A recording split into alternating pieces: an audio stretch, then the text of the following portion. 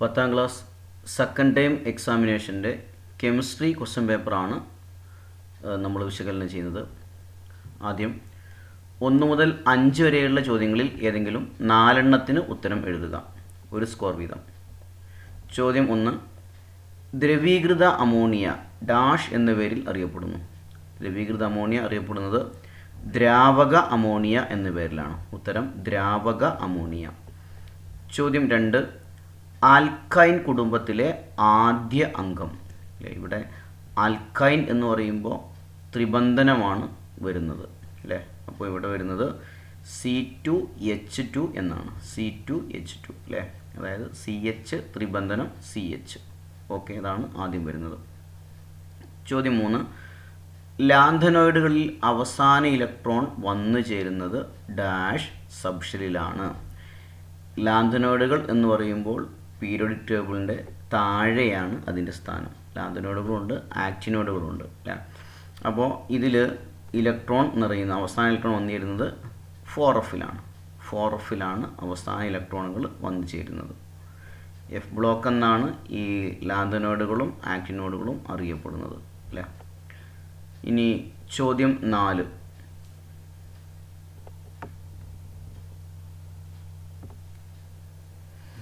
ചോദ്യം 4. വിഡ്ഢികളുടെ സ്വർണം എന്നറിയപ്പെടുന്ന ഇരുമ്പിൻ്റെ ധാതു ഏതാണ്? ഉത്തരം അയൺ പൈറൈറ്റ് അല്ലെങ്കിൽ അയൺ പൈറൈറ്റിസ് എന്നും പറയാറുണ്ട് അല്ലേ. അതിനെ അങ്ങനെ വിളിക്കാനുള്ള കാരണം ഒരു സ്വർണത്തിൻ്റെ നിറമാണ് ഈ അയണിൻ്റെ ധാതുവിന്. അതുകൊണ്ടാണ് ഇതിനെ വിഡ്ഢികളുടെ സ്വർണം എന്ന് പറയുന്നത്. ചോദ്യം 5. ഒരു ഇരുമ്പ് വളയിൽ സ്വർണം വൈദ്യുതലേപനം ചെയ്യുമ്പോൾ ബാറ്ററിയുടെ പോസിറ്റീവ് ടെർമിനലുമായി ബന്ധിപ്പിക്കുന്ന ലോഹം ഏത്? ഒരു ഇരുമ്പ് വളയിൽ സ്വർണം വൈദ്യുതലേപനം ചെയ്യുമ്പോൾ ബാറ്ററിയുടെ പോസിറ്റീവ് ടെർമിനലുമായി ബന്ധിപ്പിക്കുന്ന ലോഹം ഏത്? ഉത്തരം സ്വർണമാണ് വരുന്നത്. ഉത്തരം സ്വർണം. ഇനി 6 മുതൽ 10 വരെയുള്ള ചോദ്യങ്ങളിൽ ഏതെങ്കിലും 4 എണ്ണത്തിന് ഉത്തരം എഴുതുക. 2 സ്കോർ വീതം. ചോദ്യം 6. X എന്ന മൂലകത്തിൻ്റെ 3D സബ്ഷെല്ലിൽ 2 ഇലക്ട്രോണുകൾ ഉണ്ട്. ഇവിടെ പ്രതീകം യഥാർത്ഥമല്ല. ചോദ്യം A. Xൻ്റെ പൂർണ്ണ ഇലക്ട്രോൺ വിന്യാസം എഴുതുക. അപ്പോൾ നമുക്കറിയാം 3D സബ്ഷെല്ലിൽ 2 ഇലക്ട്രോൺ അല്ലേ. അവസാന ഇലക്ട്രോണുകൾ വന്നു ചേരുന്നത് 3D സബ്ഷെല്ലിലാണ്. അതിൽ 2 ഇലക്ട്രോണുകളാണ് ഉള്ളത്. അപ്പോൾ അതിൻ്റെ പൂർണ്ണമായ വിന്യാസം ഇങ്ങനെ വരുന്നത് 1s2 2s2 2p6 3s2 3p6 4s2 3d2 അല്ലേ. നമുക്ക് ഇങ്ങനെ എഴുതാം. 3p കഴിഞ്ഞ് 3d എഴുതാം. 3p6 3d2 4s2. എന്തായാലും 3p കഴിഞ്ഞാൽ ഇലക്ട്രോണുകൾ പോകുന്നത് 4sലേക്കാണ്. 4sൽ 2 എണ്ണം നിറഞ്ഞതിന് ശേഷമാണ് 3dയിലേക്ക് പോകുന്നത് അല്ലേ. അതായത് ഈ 3dയേക്കാളും കുറഞ്ഞ ഊർജ്ജ നിലയാണ് 4sലുള്ളത്. അതുകൊണ്ടാണ് അങ്ങനെ സംഭവിക്കുന്നത്. അപ്പോൾ 3p6 4s2 3d2 എന്നാണ് വരിക. ഓക്കെ. ഇനി ബി ക്വസ്റ്റ്യൻ. എക്സിൻ്റെ ഗ്രൂപ്പ് കണ്ടെത്തുക അല്ലേ. നമുക്കറിയാം അവസാന ഇലക്ട്രോണുകൾ ഡി സബ്ഷെല്ലിലാണ് വന്നു ചേരുന്നതെങ്കിൽ അത് ഡി ബ്ലോക്കാണ്. ഡി ബ്ലോക്കിൻ്റെ ഗ്രൂപ്പ് കാണാൻ എന്ത് ചെയ്താൽ മതി? അവസാന 2 സബ്ഷെല്ലിലെ ഇലക്ട്രോണുകൾ കൂട്ടി എഴുതിയാൽ മതി അല്ലേ. അപ്പോൾ ഇവിടെ 4s2 3d2 എന്നാണ്. 2 + 2 4 ഗ്രൂപ്പ് വരുന്നത്. നെക്സ്റ്റ് ചോദ്യം 7. നൽകിയിരിക്കുന്ന ഘടന വിശകലനം ചെയ്യുക. ഇവിടെ തന്നിരിക്കുന്ന CH3 CH2 CH CH3 മുകളിലോട്ട് CH2 CH3. ചോദ്യം A. ഈ സംയുക്തത്തിൻ്റെ മുഖ്യ ചെയിനിലെ കാർബൺ ആറ്റങ്ങളുടെ എണ്ണം എത്ര? ഇവിടെ മുഖ്യ ചെയിൻ എന്ന് പറയുമ്പോൾ ഇങ്ങനെയാണ് വരിക. ഏറ്റവും കൂടുതൽ കാർബണുള്ള ചെയിൻ അല്ലേ മുകളിലേക്ക് വരും. അതായത് 1 2 3 4 5 ഇങ്ങനെയാണ് നമ്മൾ ഇതിനെ നമ്പർ ചെയ്യുന്നത് അല്ലേ. അപ്പോൾ ഇതാണ് ഇവിടുത്തെ ശാഖ. CH3 മീഥൈൽ ഗ്രൂപ്പാണ് ശാഖയായിട്ട് വരുന്നത്. അപ്പോൾ 5 കാർബണാണ് മുഖ്യ ചെയിനിൽ ഉള്ളത്. ചോദ്യം എയുടെ ആൻസർ 5. ചോദ്യം ബി. ഈ സംയുക്തത്തിൻ്റെ IUPAC നാമം എഴുതുക. ഇത് ഒരു ശാഖയുള്ള ആൽക്കെയിനാണ് അല്ലേ. ശാഖയുള്ള ആൽക്കെയിനാണ്. അപ്പോൾ നമ്മൾ ആദ്യം നീളം കൂടിയ കാർബൺ ചെയിൻ കണ്ടെത്തി. ഇങ്ങനെയാണ് കാർബൺ ചെയിൻ വരുന്നത്. 5 കാർബണാണ് ചെയിനിലുള്ളത്. അപ്പോൾ ഇത് ശാഖയാണ്, മീഥൈൽ ഗ്രൂപ്പാണ്. ഇവിടെ ശാഖ വരുന്നത് 3ാമത്തെ കാർബണിലാണ് ശാഖ വരുന്നത്. അത് കാരണം 3 മീഥൈൽ പെൻറ്റെയ്ൻ എന്നാണ് വരിക അല്ലേ. 3 മീഥൈൽ പെൻറ്റെയ്ൻ. ഓക്കെ. ചോദ്യം 8.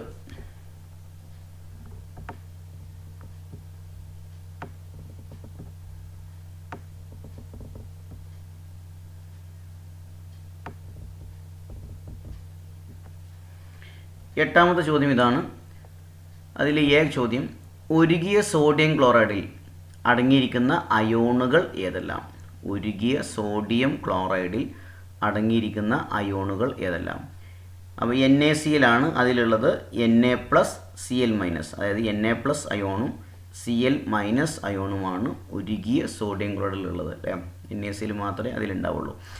ഇനി ചോദ്യം ബി, ഉരുകിയ സോഡിയം ക്ലോറൈഡിൻ്റെ വൈദ്യുതവിശ്ലേഷണ വേളയിൽ കാഥോഡിൽ നടക്കുന്ന രാസപ്രവർത്തനത്തിൻ്റെ സമവാക്യം. കാഥോഡ് എന്ന് പറയുമ്പോൾ നെഗറ്റീവ് ഇലക്ട്രോഡാണ്. അവിടെ നടക്കുന്ന പ്രവർത്തനം നിരോക്സീകരണമാണ് വരുന്നത്. അപ്പോൾ എങ്ങനെ ഇത് വരിക? നിരോക്സീകരണം സംഭവിക്കുന്ന സോഡിയത്തിനാണ്, Na+ അയോണിനാണ് അല്ലേ. ഈ Na+ അയോണ് കാഥോഡിലെത്തിയിട്ട് എന്ത് ചെയ്യും? ഒരു ഇലക്ട്രോണിനെ സ്വീകരിച്ച് സോഡിയം ആറ്റമായി മാറും. Na+ + 1E- ഗീവ്സ് Na എന്നാണ് വരുന്നത്. ചോദ്യം 9.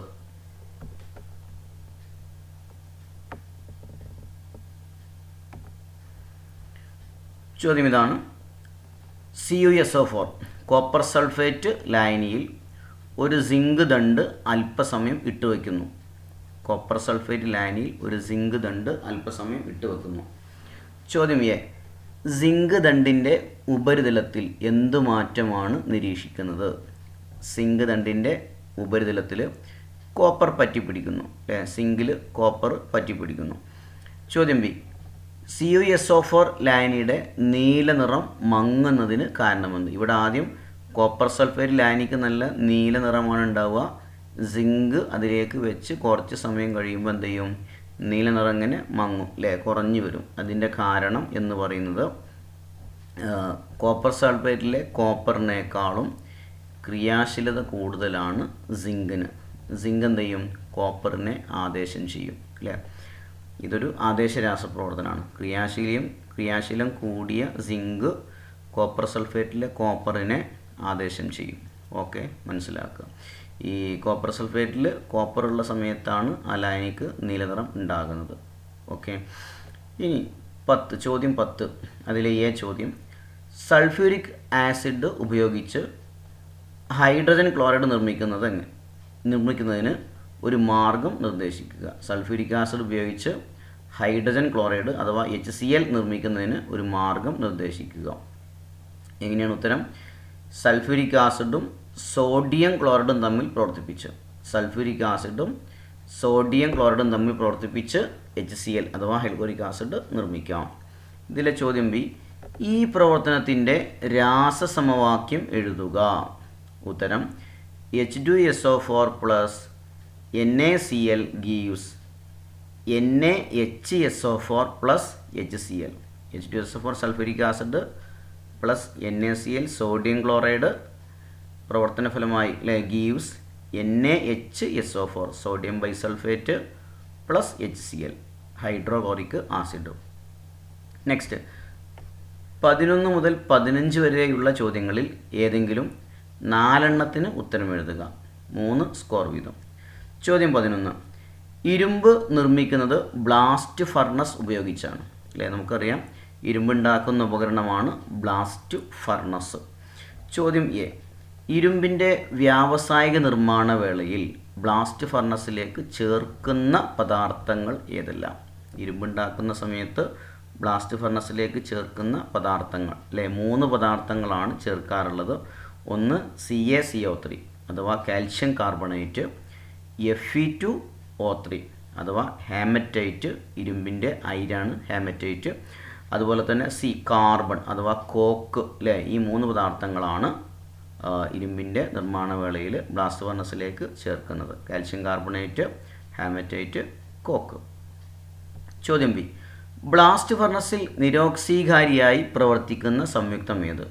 ബ്ലാസ്റ്റ് ഫർണസിൽ നിരോക്സീകാരിയായി പ്രവർത്തിക്കുന്ന സംയുക്തം കാർബൺ മോണോക്സൈഡ് ആണ്. ഹേമറ്റൈറ്റിനെ നിരോക്സീകരിക്കുന്നത് കാർബൺ മോണോക്സൈഡ് ആണ് ഉത്തരം. ഇനി ചോദ്യം സി, സ്ലാഗ് രൂപീകരണത്തിൻ്റെ സമവാക്യം എഴുതുക. സ്ലാഗ് രൂപീകരണത്തിൻ്റെ സമവാക്യം എഴുതുക.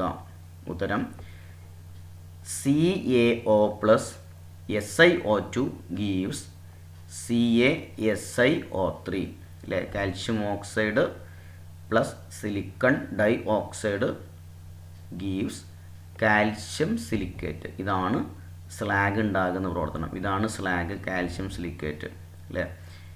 ഇത് ഗാങ്ങാണ് SiO2. അതുപോലെ തന്നെ ഗാങ്ങിനെ നീക്കം ചെയ്യാൻ ഉപയോഗിക്കുന്ന പദാർത്ഥമാണ് ഫ്ലക്സ് അല്ലേ. ഫ്ലക്സും ഗാങ്ങും കൂടി ചേർന്ന് സ്ലാഗ് ഉണ്ടാകുന്ന പ്രവർത്തനമാണ് ഇത്. ചോദ്യം 12. അതിൽ എ, വൈദ്യുത വിശ്ലേഷണ സെല്ലിൽ നടക്കുന്ന ഊർജ്ജമാറ്റം എഴുതുക. വൈദ്യുത വിശ്ലേഷണ സെല്ലിൽ രാസോർജം വൈദ്യുതോർജ്ജമാകുന്നു. ചോദ്യം ബി, വൈദ്യുത വിശ്ലേഷണത്തിൻ്റെ ഏതെങ്കിലും 2 പ്രായോഗിക ഉപയോഗങ്ങൾ എഴുതുക. വൈദ്യുത വിശ്ലേഷണത്തിൻ്റെ ഏതെങ്കിലും 2 പ്രായോഗിക ഉപയോഗങ്ങൾ എഴുതുക. ഒന്ന് ലോഹ നിർമ്മാണം, മറ്റൊന്ന് അലോഹ നിർമ്മാണം. അതുപോലെ തന്നെ മറ്റൊന്ന് വൈദ്യുത ലേപനം അഥവാ ഇലക്ട്രോപ്ലേറ്റിംഗ് അല്ലേ. ഇതിനൊക്കെ വൈദ്യുത വിശ്ലേഷണം ഉപയോഗപ്പെടുത്താറുണ്ട്. ചോദ്യം 13.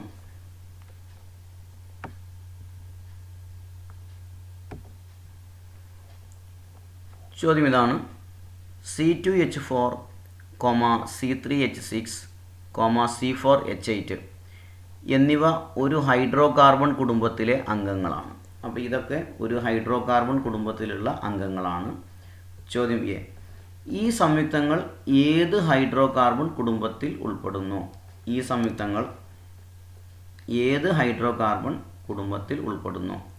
ഇവിടെ നമുക്ക് തന്നിരിക്കുന്നത് ആൽക്കൈൻ, ആൽക്കീൻ, ആൽക്കൈൻ അല്ലേ.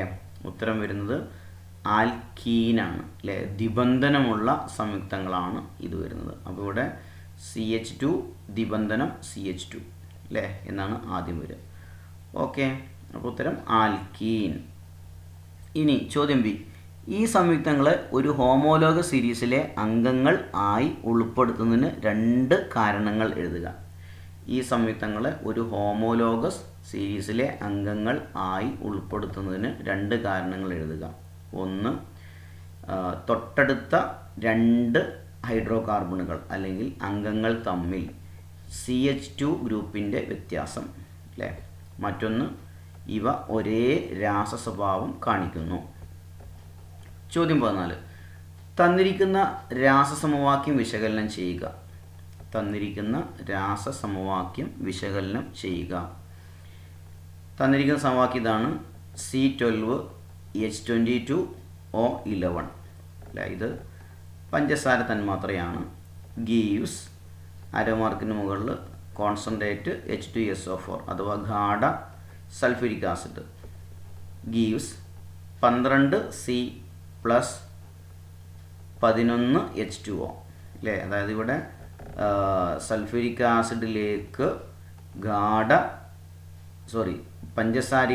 പഞ്ചസാരയിലേക്ക് ഗാഢ സൾഫ്യൂരിക് ആസിഡ് ചേർക്കുമ്പോൾ എന്തൊക്കെ ഉണ്ടാകുന്നു? കാർബണും ജലവും ഉണ്ടാകുന്ന പ്രവർത്തനമാണ് ഇത്. ചോദ്യം എ, ഉണ്ടായിരിക്കുന്ന കറുത്ത നിറമുള്ള പദാർത്ഥം ഏത് അല്ലേ. നമുക്കറിയാം ഇവിടെ ഈ പഞ്ചസാരയിലേക്ക് സൾഫ്യൂരിക് ആസിഡ് ചേർക്കുന്ന സമയത്ത് പഞ്ചസാര പെട്ടെന്ന് കറുത്തു പോകും അല്ലേ, കരിയാകും. അപ്പോൾ കാർബണാണ് അവിടെ ഉണ്ടാകുന്നത്. അപ്പോൾ ഉണ്ടായ കറുത്ത നിറമുള്ള പദാർത്ഥം ഏതാണ്? കാർബണാണ് അല്ലേ. ഈ കാർബണാണ് കറുത്ത നിറം ഉണ്ടായ പദാർത്ഥം. ഇനി ചോദ്യം ബി, സൾഫ്യൂരിക് ആസിഡിൻ്റെ ഏത് ഗുണമാണ് ഇവിടെ പ്രദർശിപ്പിക്കപ്പെടുന്നത്? സൾഫ്യൂരിക് ആസിഡ് ഏത് ഗുണമാണ്? നിർജ്ജലീകരണ ഗുണമാണ് അല്ലേ. നിർജ്ജലീകരണ ഗുണമാണ് ഇവിടെ പ്രകടമാകുന്നത്. ചോദ്യം സി, സൾഫ്യൂരിക് ആസിഡിൻ്റെ ലവണങ്ങൾ സാധാരണയായി ഏത് പേരിൽ അറിയപ്പെടുന്നു? സൾഫ്യൂരിക് ആസിഡിൻ്റെ ലവണങ്ങൾ സാധാരണയായി ഏത് പേരിൽ അറിയപ്പെടുന്നു? ഉത്തരം സൾഫേറ്റ് എന്ന പേരിലാണ് അറിയപ്പെടുന്നത്. സൾഫേറ്റ്. ചോദ്യം 15. അതിലെ എ ചോദ്യം, STPയിൽ സൂക്ഷിച്ചിരിക്കുന്ന ഒരു മോൾ ഏതൊരു വാതകത്തിൻ്റെയും വ്യാപ്തം എത്ര?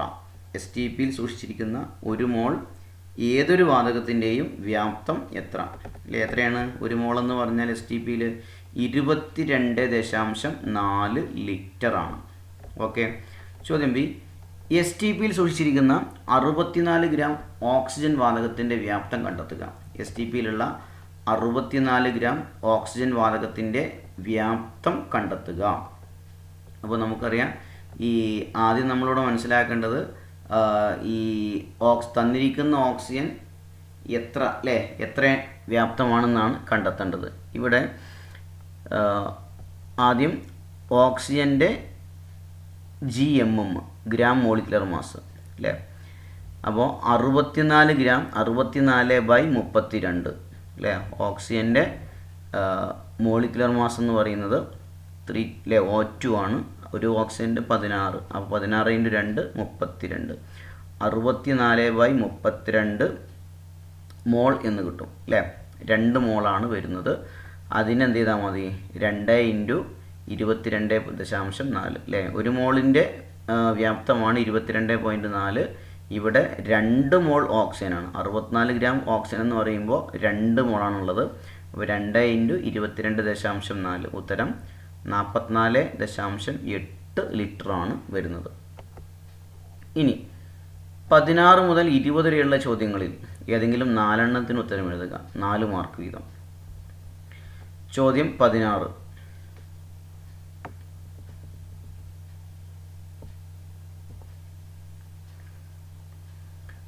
ചോദ്യം ഇതാണ്: നിത്യജീവിതത്തിൽ വളരെയധികം ഉപയോഗമുള്ള ഒരു ലോഹമാണ് അലൂമിനിയം.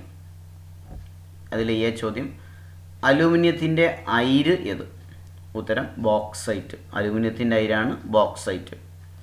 ചോദ്യം ബി, അലൂമിനിയം അയിരിനെ സാന്ദ്രീകരിക്കുന്നതിന് ഉപയോഗിക്കുന്ന ലായനി ഏത്? അലൂമിനിയം അയിരിനെ സാന്ദ്രീകരിക്കുന്നതിന് ഉപയോഗിക്കുന്ന ലായനി NaOH അഥവാ സോഡിയം ഹൈഡ്രോക്സൈഡ്. ചോദ്യം സി, അലൂമിനയുടെ വൈദ്യുതവിശ്ലേഷണ സമയത്ത് അതിൽ ക്രയോലൈറ്റ് ചേർക്കുന്നു, കാരണമെന്ത്? അലൂമിനയുടെ വൈദ്യുത വിശ്ലേഷണ സമയത്ത് അതിൽ ക്രയോലൈറ്റ് ചേർക്കുന്നു, കാരണമെന്ത്? ഉത്തരം അലൂമിനയുടെ ദ്രവണാങ്കം കുറയ്ക്കാനും. അലൂമിനയ്ക്ക് ദ്രവണാങ്കം കൂടുതലാണ്, അപ്പോൾ ദ്രവണാങ്കം കുറയ്ക്കാനും അതുപോലെ തന്നെ വൈദ്യുത ചാലകത വർദ്ധിപ്പിക്കാനും വേണ്ടി, അല്ലേ. ഈ 2 കാരണങ്ങൾ കൊണ്ടാണ് അലൂമിനിയുടെ വൈദ്യുത വിശ്ലേഷണ സമയത്ത് അതിൽ ക്രയോലൈറ്റ് ചേർക്കുന്നത്. ചോദ്യം ഡി, അലൂമിനിയം അയോണിൻ്റെ നിരോക്സീകരണ സമവാക്യം എഴുതുക.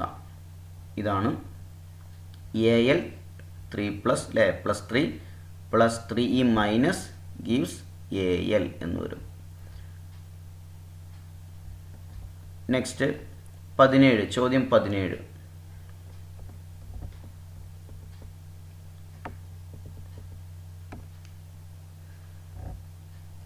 ചോദ്യം ഇതാണ്: സന്തുലനാവസ്ഥയിലുള്ള 2 വ്യൂഹങ്ങൾ നൽകിയിരിക്കുന്നു.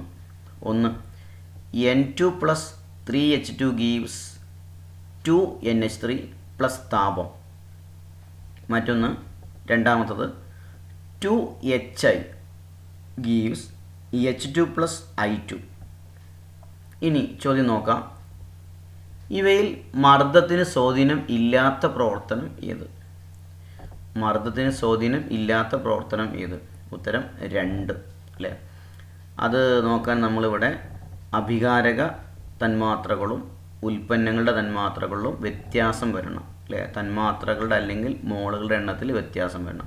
ഇവിടെ HI ഹൈഡ്രജൻ അയോഡൈഡ് 2 ആണ്. അതുപോലെ തന്നെ 1 മോൾ ഹൈഡ്രജനും 1 മോൾ അയോഡിനുമാണുള്ളത്. അപ്പോൾ ഉൽപ്പന്നത്തിലും ആകെ 2 എണ്ണം, ഇവിടെ 2 എണ്ണം, രണ്ടും ഒരുപോലെയാണ്. ആ കാരണം കൊണ്ട് മർദ്ദത്തിൽ വ്യത്യാസം ഇല്ല. ഇനി അപ്പോൾ രണ്ടാമത്തതാണ് എയുടെ ആൻസർ 2.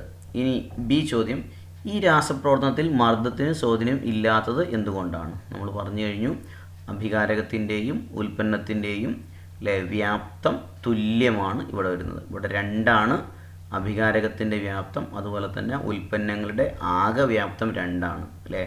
ഇവിടെ ഹൈഡ്രജൻ 1, അതുപോലെ തന്നെ അയോഡിൻ 1. ഇനി സി ചോദ്യം: രാസപ്രവർത്തനം 1-ൽ താഴെ പറയുന്ന ഘടകങ്ങൾ ഉൽപ്പന്നത്തിൻ്റെ അളവിനെ എങ്ങനെ സ്വാധീനിക്കുന്നു? രാസപ്രവർത്തനം 1-ൽ താഴെ പറയുന്ന ഘടകങ്ങൾ ഉൽപ്പന്നത്തിൻ്റെ അളവിനെ എങ്ങനെ സ്വാധീനിക്കുന്നു? 1. താപനില കൂടുന്നു. ഇവിടെ താപമോചക പ്രവർത്തനമാണ് ഈ രാസപ്രവർത്തനം, അല്ലേ? രാസപ്രവർത്തനത്തിൻ്റെ ഫലമായി താപം ഉണ്ടാകുന്നു. അപ്പോൾ ഇവിടെ നമ്മൾ അഭികാരങ്ങളിൽ താപനില കൊടുക്കുകയാണ് എങ്കിൽ എന്ത് ചെയ്യും? കുറയുകയാണ് ചെയ്യുക, അല്ലേ? താപനില കൂടുന്നുവെങ്കിൽ ഉണ്ടാകുന്ന ഉൽപ്പന്നത്തിൻ്റെ അളവ് എന്ത് ചെയ്യും? കുറയും. ഇനി ചോദ്യം 2. നൈട്രജൻ അളവ് കൂടുന്നു. നൈട്രജൻ്റെ അളവ്, അഭികാരകത്തിലൊന്നിൻ്റെ അളവ് കൂട്ടുക എന്ന് പറഞ്ഞാൽ ഗാഢത വർദ്ധിപ്പിക്കുകയാണ്, അല്ലേ? അപ്പോൾ നൈട്രജൻ്റെ ഗാഢത കൂടിക്കഴിഞ്ഞാൽ ഉണ്ടാകുന്ന അമോണിയൻ്റെ അളവ് കൂടും എന്ന് മനസ്സിലാക്കുക. കൂടുന്നു. ചോദ്യം 18.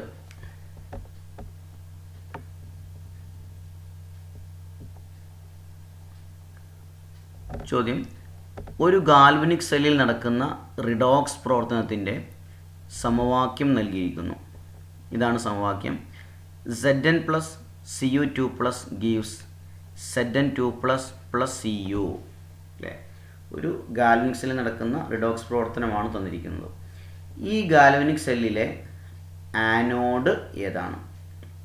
നമുക്കറിയാം, സിങ്കും കോപ്പറും വന്നാൽ ക്രിയാശീലത കൂടിയതായിരിക്കും എപ്പോഴും ആനോഡായിട്ട് വരുന്നത്, അല്ലേ?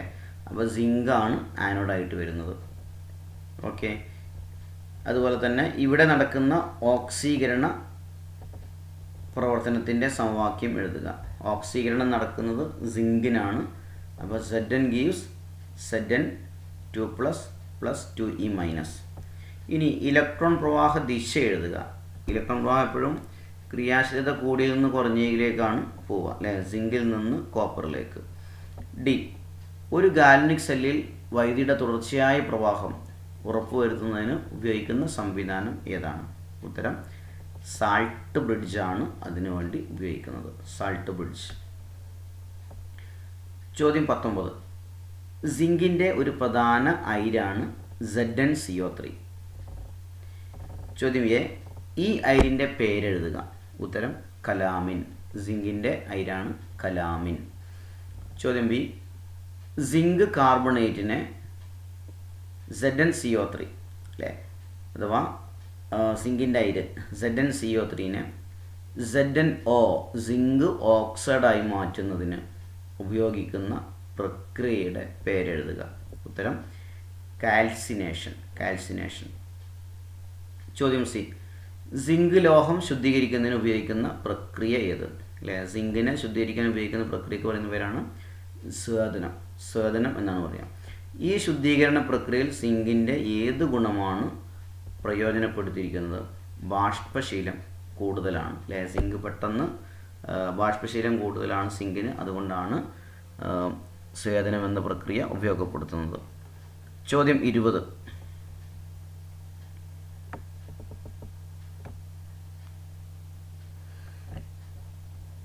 അതിൽ എ ചോദ്യം: ചുവടെ കൊടുത്തിരിക്കുന്ന സമവാക്യം പൂർത്തീകരിക്കുക.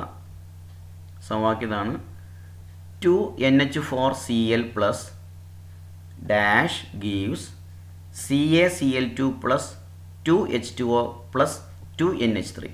അല്ല, ഇവിടെ അമോണിയം ക്ലോറൈഡ് ഒരു പദാർത്ഥവുമായി പ്രവർത്തിച്ച് കാൽഷ്യം ക്ലോറൈഡും ജലവും അമോണിയം ഉണ്ടാകുന്ന പ്രവർത്തനം, അല്ലേ? അപ്പോൾ ചോദ്യം 1 ആദ്യം പൂരിപ്പിക്കാനുള്ളതാണ്. എന്താണ് ഇവിടെ വരിക? CaOH2, കാൽഷ്യം ഹൈഡ്രോക്സൈഡ് ആണ് ഉത്തരമായിട്ട് വരിക. ഇനി ബി ചോദ്യം: ഒരു നനഞ്ഞ ചുവന്ന ലിറ്റ്മസ് പേപ്പർ അമോണിയ വാതകത്തിന് മുകളിൽ കാണിക്കുന്നു. ഒരു നനഞ്ഞ ചുവന്ന ലിറ്റ്മസ് പേപ്പർ അമോണിയ വാതകത്തിന് മുകളിൽ കാണിക്കുന്നു. നിങ്ങളുടെ നിരീക്ഷണം എഴുതുക, അല്ലേ? അപ്പോൾ അമോണിയ ബേസിക്കാണ് കാണിക്കുന്നത്, ചുവന്ന ലിറ്റ്മസ് ആണ്. അപ്പോൾ എന്തായിട്ട് മാറും? നീലയായി മാറും. ഉത്തരം നീല നിറമാകുന്നു. കാരണം അമോണിയക്ക് ബേസിക് ഗുണമാണ്. ബേസിക് ഗുണമുള്ള ഒരു പദാർത്ഥത്തിൽ ചുവന്ന ലിറ്റ്മസ് കാണിക്കുമ്പോൾ അത് നീല നിറമായിട്ട് മാറും. ചോദ്യം സി. ലബോറട്ടറിയിൽ അമോണിയ തയ്യാറാക്കുമ്പോൾ ശോഷകാരകമായി ഉപയോഗിക്കുന്ന പദാർത്ഥം ഏത്? ലബോറട്ടറിയിൽ അമോണിയ തയ്യാറാക്കുമ്പോൾ ശോഷകാരകമായി ഉപയോഗിക്കുന്ന പദാർത്ഥം ഏത്? ഉത്തരം നീറ്റുകക്ക അല്ലേ, അഥവാ CaO. ചോദ്യം ഡി. അമോണിയ HCl പ്രവർത്തിച്ചാൽ ലഭിക്കുന്ന ഉൽപ്പന്നം ഏത്? അമോണിയ HCl അഥവാ ഹൈഡ്രോക്ലോറിക് ആസിഡുമായി പ്രവർത്തിച്ചാൽ ലഭിക്കുന്ന ഉൽപ്പന്നം ഏത്? ഉത്തരം അമോണിയം ക്ലോറൈഡ്. ഇനി സമവാക്യം എങ്ങനെ വരുന്നത്? NH3 + HCl gives NH4Cl. ഇത് ammonia plus hydrochloric acid gives NH4Cl, ammonium chloride. അപ്പോൾ ഉത്തരം അമോണിയം ക്ലോറൈഡാണ് വരുന്നത്. ഓക്കെ, അപ്പോൾ കെമിസ്ട്രിയുടെ ചോദ്യപേപ്പർ നല്ല എളുപ്പമുള്ള ചോദ്യങ്ങളായിരുന്നു അല്ലേ. നന്നായിട്ട് മനസ്സിലാക്കുക, അടുത്ത പരീക്ഷയ്ക്ക് നന്നായിട്ട് പഠിക്കുക. ഓക്കെ, ശരി.